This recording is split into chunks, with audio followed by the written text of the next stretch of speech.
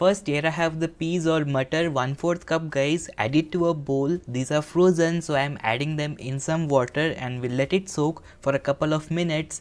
And to make the tikki thin, we need strength.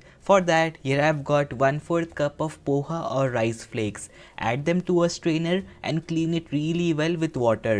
After cleaning or washing it, we'll just let it sit and drain for about 5 minutes.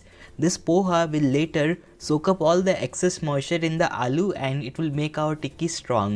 Now for making the masala, here I've got a mixer jar. In this we will take 2 tablespoons of dhania or fresh coriander leaves, about 7 to 8 mint leaves. These are homegrown, so they have a lot of flavor. You can also add more if you're using the market ones. Next I'm taking half a teaspoon of yellow chili powder, 1/4 teaspoon of garam masala, 1/4 teaspoon of black salt or kala namak, half a teaspoon of black pepper powder, 1 teaspoon of coriander powder. Here I am taking half a teaspoon of red chili powder, half a teaspoon of chaat masala, 1/4 teaspoon of jeera powder, and about 8 to 9 cloves of garlic. These are small ones guys. And finally we are going to take a good teaspoon of lemon juice. These are all the masalas that we are using. Just add some water and make a paste. Make sure the coriander and mint is really well ground. Now before we begin the cooking, let's prepare the potato as well. Here I've got 6 small boiled potatoes. Ideally 4 to 5 are good. I'll share the exact quantity that you need to use for making 6 burgers. For now just peel them like this and grate the potato with a thick setting. These are boiled and chilled guys for about 5 hours. Also ensure they are not over boiled. If you are using specific qualities of potato like Indori, Agra or Kufri ones, those are better. Basically the ones we use for making chips are better for this recipe. I'm also using the normal variety. We can't make chips out of these potatoes. They don't turn out crispy guys. Anyways, just take care of the overboiling. Here the potatoes are grated. For making 6 burgers, we basically need 1 and 3/4 cup of boiled grated potatoes. I've tried this recipe many times and this quantity is perfect for making 6 burgers. Normally it's about 4 to 5 medium sized potatoes. Now let's quickly heat a kadhai. Let's make the masala for the burger. Here I am taking 1.5 tablespoon of oil. Let it heat up, then we'll add the masala paste that we made earlier. And we have to cook this for about 30 seconds. And then we'll add the peas or mutter. Don't add the water, just add the peas guys. And now all we have to do is cook them until the peas are soft and mushy. This step will take about 5 minutes. To cook them fast, add some salt into it, give it a stir and cook it with the lid on. In like 4 or 5 minutes, the excess moisture will also dry up. We don't want this to be wet and moist guys, it needs to dry up. Here you can see peas are now starting to soften. We can mash it a little. This is the perfect time to add the poha that we soaked earlier.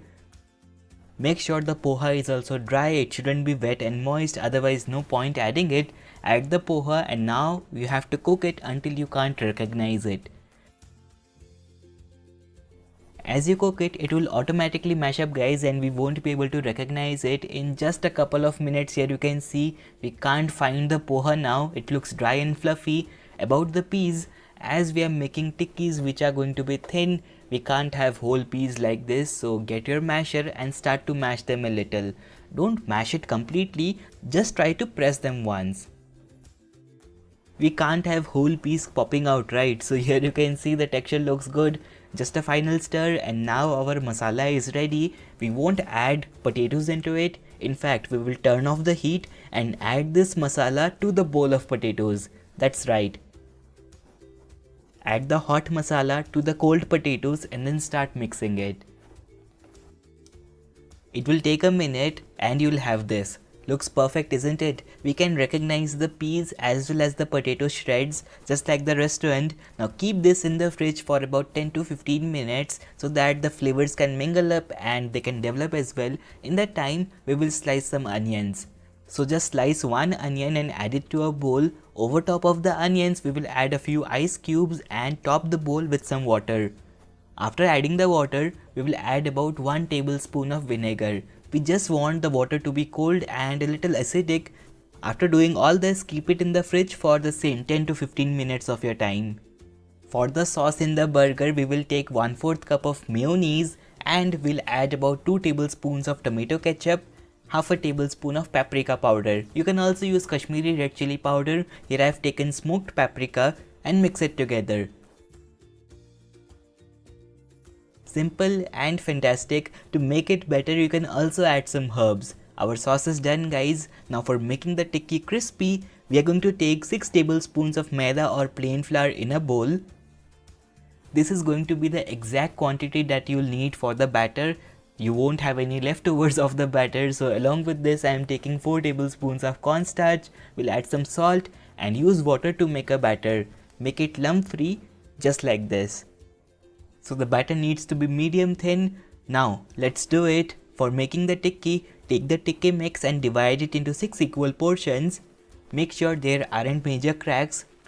We'll basically smoothen it a little and then flatten it. It will be best if you can do it on a surface like a chopping board. Flatten it on the both sides and then you have to roll the sides just like this. Rolling it makes it even, and now this tikki is done. We will dip it in the batter and flip it to coat both the sides.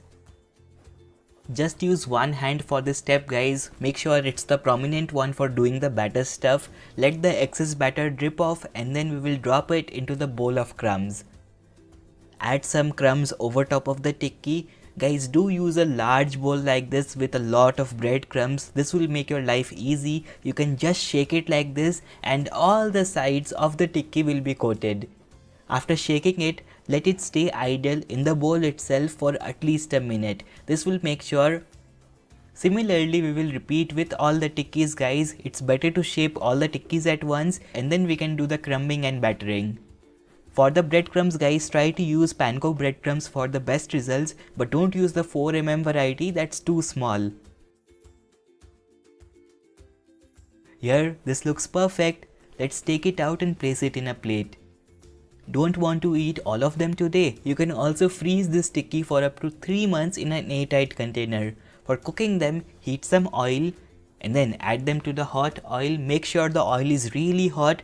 And for the best result, try to deep fry, otherwise they tend to become oily. You have to fry it on medium to high heat and frying them till golden color should take you about 3 to 4 minutes.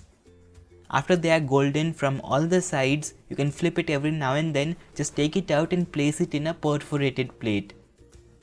Perforated plate or a pizza screen or a plate with holes will ensure steam can pass from all the sides and your tikki will not get soggy.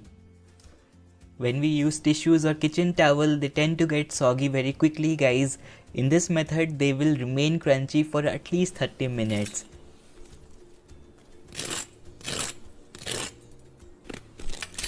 Fantastic, isn't it? Our aloo tikki is done. Now let's be quick.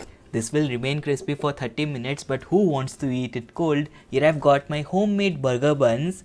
That's right, I've made it at home. We will slice it into 2 portions and then toast it on a tawa on medium heat with some butter. So just add some butter in your tawa, place your buns and toast it until golden. I've tried to make the burger bun in the exact size and this is looking perfect, isn't it? Fun fact, these burger buns are lighter than the tikki that we made. That's right, the wet dough for the bun was 60 grams and the uncoated tikkis, I mean the tikkis without the batter and the breadcrumbs weigh 70 grams. Isn't that interesting? Now these burger buns are golden, so let's take them out and place it in a plate for assembling. Oh wow, this looks fantastic, isn't it? Now we have to top the top part of the bun with our sauce. Just take about a tablespoon and place it on the top part. I'm adding some extra for the photo. You can spread it a little just like this, and now we have to add the onion slices.